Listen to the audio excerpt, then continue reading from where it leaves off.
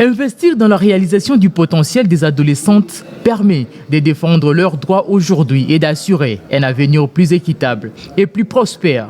D'où cette matinée d'échange intergénération en marge de la Journée internationale de la jeune fille, matinée organisée par le mouvement Inspiration, structure qui œuvre dans le secteur de la promotion des droits de la femme et de la jeune fille, acteur majeur de cette journée. Célébrée à une période inédite, n'a empêché à ces jeunes filles, élèves des différentes écoles de la capitale et les lauréates du prix Inspiration de se réunir autour de ces aînés pour un partage d'expériences. Occasion pour les Digekaba du chef de l'État, Getty Panou de faire part à ses futures mères de son parcours de femme de fer jusqu'à accéder au poste de prise de décision. Nous savons que avant même d'avoir le droit de la femme, il faut qu'on protège aussi les droits de la jeune fille.